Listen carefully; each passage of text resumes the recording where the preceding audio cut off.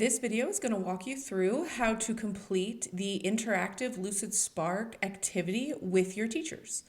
The first thing you're going to want to do is you have access to a view-only copy of the activity. So you're going to want to click the three lines in the upper left-hand corner and select Duplicate. This will create your own copy of the template for you to use with your teachers.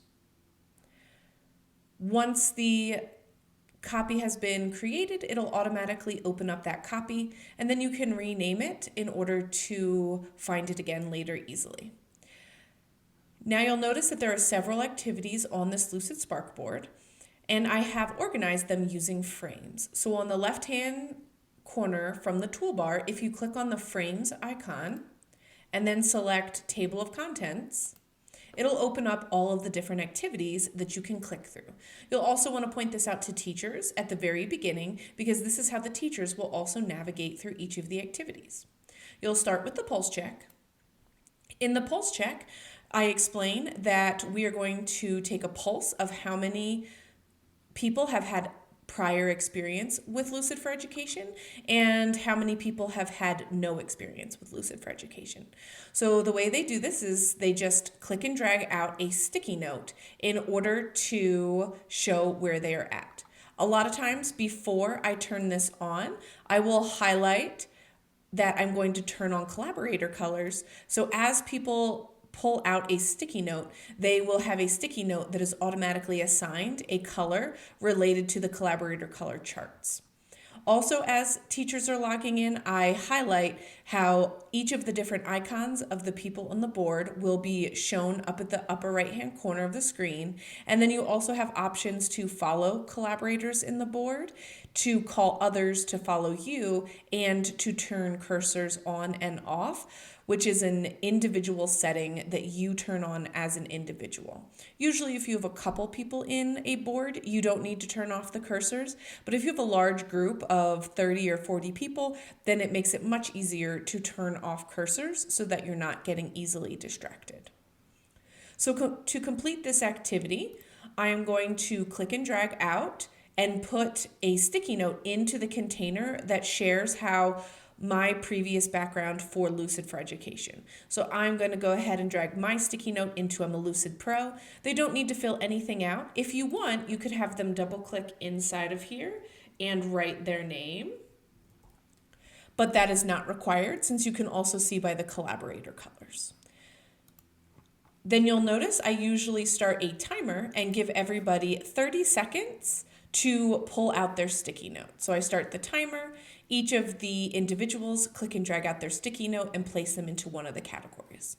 Once everybody's had time to complete the activity, then we go ahead back to frames as a whole group, and we go back to the table of contents, and now we're going to get to the next activity, the icebreaker. You'll notice when I click icebreaker, it brings the icebreaker activity front and center. For this one, the current mood, I use Giphies or images. So I show them how to access the image Bing search using the image icon. Then we search our mood for the day. So I am feeling happy. So I search happy. I can search GIFs, images, emojis, and icons. And then I show them how they can quickly click and drag out the GIF or icon or image, and then using the white circles, they can resize it and move it around to place it inside the container.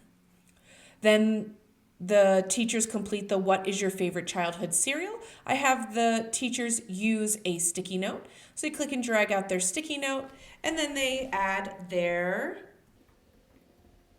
favorite cereal.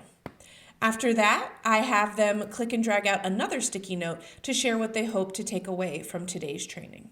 Again, you can start a timer to time each of these different containers to give them time as they're going and also to model that timer.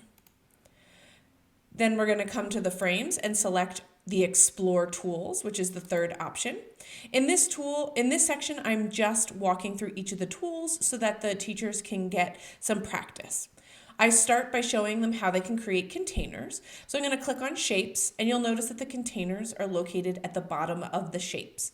So I'm going to start by clicking out two containers, And then when they're both highlighted, I can click and drag to make the containers take up a larger section of the board. Then in here, I'm going to double click and I'm going to show them how I'm going to write. So this first one, we are going to pull out shapes. And then I'm going to show them how I can highlight shapes and I can change the font, I can change the size, and I can change the color.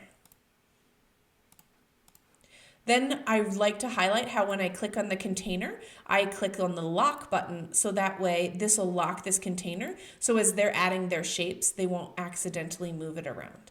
Then I set the timer and I give them 30 seconds to pull out a shape. I allow them to write in the shape. And I show them how they can then go in and change that font again, change the size, and change the color of the shape and the outline of the shape. So just highlighting some of those tools, and then I set that timer and I give them time to add their shape. Then I repeat the same steps, except in this one, I go ahead and show them the draw tool. So I model drawing a cute picture, and I have them go ahead and use the pen tool to draw a picture in this section. You can choose to add additional containers to highlight any of the other items on the toolbar over here. So for example, if you want a container for them to add text boxes or to practice making concept maps, you can have them have additional containers for each of those different things.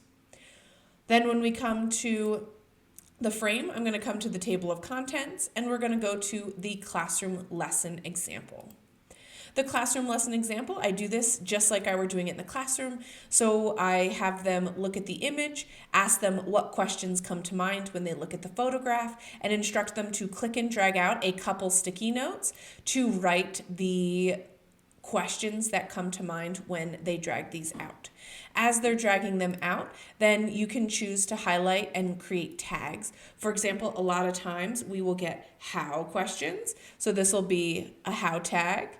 And then if I click and drag out a different sticky note, and I'm going to tag this one as why, often we get a lot of how and why questions. So I'll go through and tag how and why.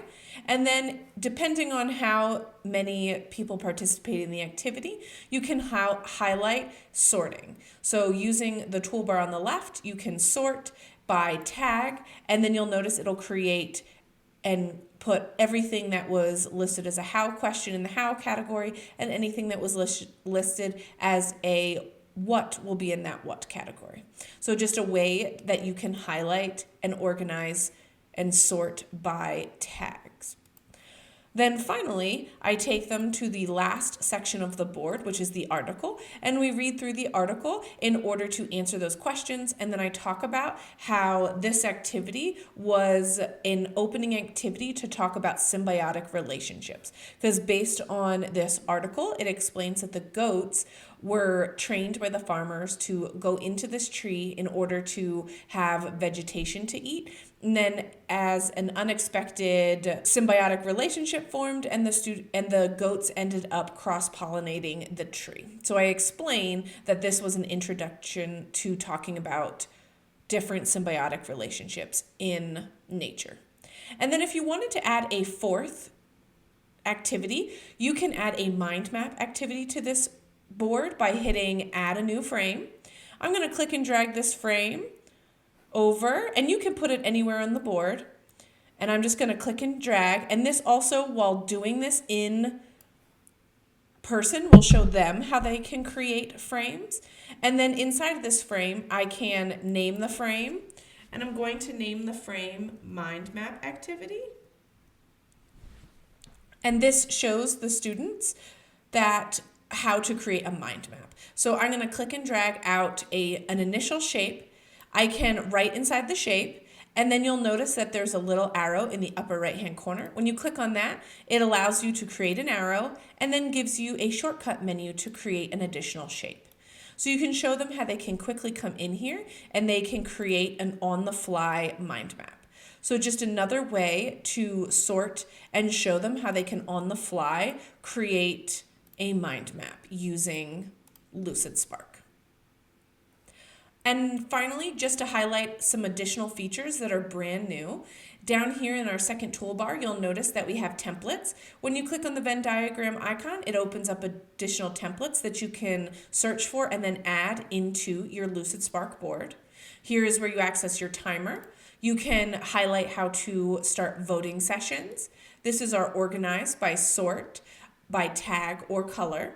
You can create and open up different breakout boards. This will connect several boards to this home board, but then you can have separate small groups go into each of the different breakout boards. You create a breakout board just by hitting create breakout board, and then you can go ahead and rename each of those boards. And then each of the individuals inside the board can click join to access any of the different breakout boards that you have created. The three dots allows you to pin or unpin different features onto this toolbar. So you'll notice I have pinned all of these different items, and then I can pin on my notes or my laser pointer. The laser pointer just gives you access to highlight a section, and then it'll disappear for students. So it's just not a complete annotation onto the board like the pen tool, but just something to highlight a section of the board. You'll also notice a couple features on the bottom right. If anybody ever gets lost, the mini mind map is a great tool where they can click and drag throughout the board, similar to frames, but it's not actually created by the organizer. And on an individual basis, you're just clicking through the board. You can also show the teachers how they can zoom in and out using the toggle in the bottom right hand corner. Sometimes it's a little easier than using the 2-finger pinch or using the mouse to click and scroll in and out to zoom. I hope this helps navigate you through completing this interactive activity with your teachers. I really find that this gets teachers really excited about using this with their students, especially exploring some of the other additional icebreaker activities that they can start using during a morning meeting or at the beginning of the day to build that classroom community.